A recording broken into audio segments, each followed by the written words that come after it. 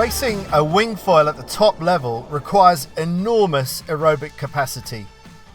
Pumping the board and the wing at the same time demands great coordination and a high level of cardiovascular fitness. And that's just at sea level. For the WingFoil Racing World Cup Silvaplana, the competitors would face the extra challenge of working their heart and their lungs at 1,800 metres above sea level.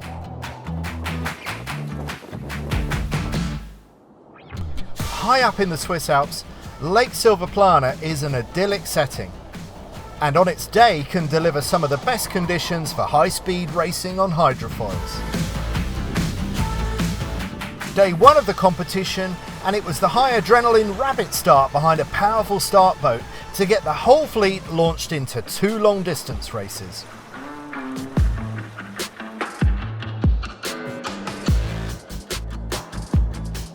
Reigning world champion Mathis Guillot was up at the front in the early stages, but a big wind shift saw Alessandro Tomasi sneak past his French rival and take the win by less than a second in a high-speed finish.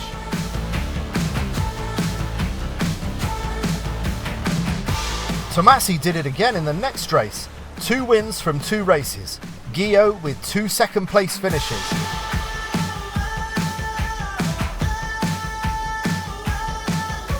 Results were more scattered in the women's fleet, with Spain's Montse Soler taking race 1 and Italy's Maddalena Spanu winning the next.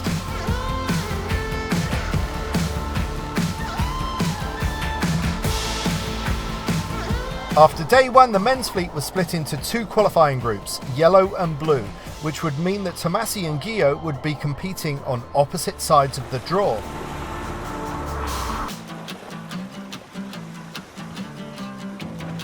Day 2 brought the best breeze of the week, with the thermal Maloya wind starting at 10 knots and later climbing to a gusty 20 knots by the end of the afternoon. Tomasi was dominating yellow group, winning 7 of his 8 races, only losing out to Luca Franchi in one particularly close-fought battle. Guillot was even more dominant, winning all 8 of the heats in blue group.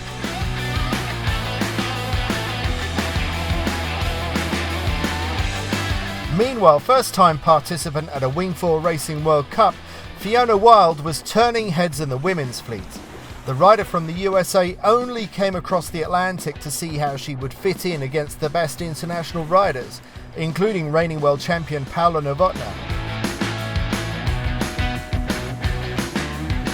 So Wilde surprised everyone to find herself leading the women's fleet comfortably by the end of day 2.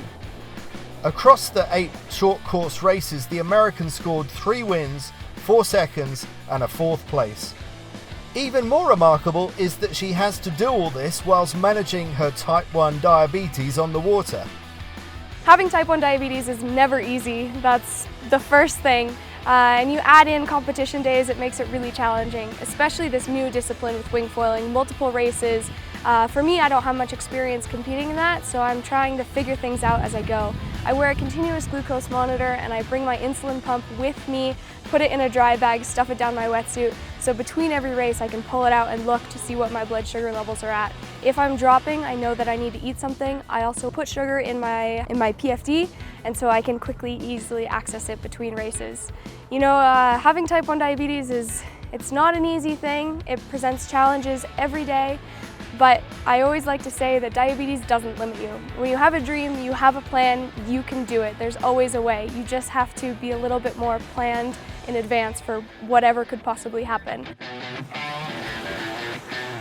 Wilde might have well been in the lead after day 2, but it was very close between the next few women, with Maddalena Spanu of Italy, Aran Seres of France and Karolina Kloszinska of Poland all bunched within a few points of each other.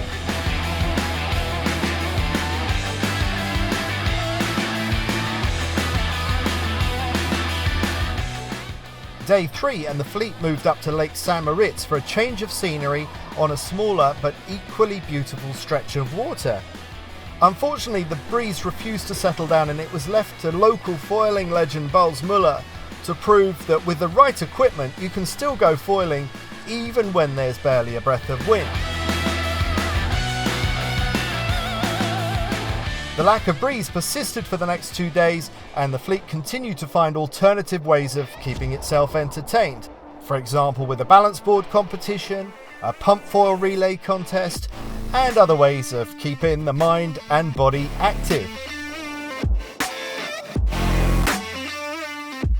As for the competition, in the end it was all decided on those 10 races from the first 2 days of the regatta. Alessandro Tomasi's perfect performance in the first day long distance races ultimately proved to be the winning factor in the men's fleet. I would say that from this competition my main outcome has been the fact that you never have to give up, and even if at the beginning it went wrong, you always have the chance to do better in the final part of every race. I'm super happy about the fact that the hard work paid off, and all the effort I made on training in winging, it's now giving results. Fiona Wilde had travelled a long way for some high-level competition and really would have loved to have raced across all 5 days. But at least the prize money for winning the women's fleet more than covered her costs, and she has vowed to come back for more WingFoil Racing World Cups in 2023. This is my first time racing on the WingFoil World Cup Series, and I keep saying it, but the landscape here has just been so incredible. When I came to this event, my whole goal was to learn, and I can tell you that I have learned a lot. I was not expecting to be standing here in this position in the slightest, so I must admit it's quite an honor to be here. I'm very much impressed myself with my own sailing, but one of the things I'm most happy about is to see so many women in wingfoiling and so many women sailing extremely well. The races were really tight. We were, some people were in front and then another person was in front. There were a lot of different people winning the events or winning the races. So that was really cool to be a part of. I think women's wingfoil racing is in a really good position, and it's only going to continue to grow. Of course, as is often the way, the wind showed up for the day after the competition concluded, so we didn't get the best of luck or great timing on Silvaplana this time round. Well, the next big focus for the world of wingfoil racing is the Anok Beach Games in Bali this August. A fantastic showcase for the sport and an opportunity for Gio and Tomasi to test their friendly rivalry once more.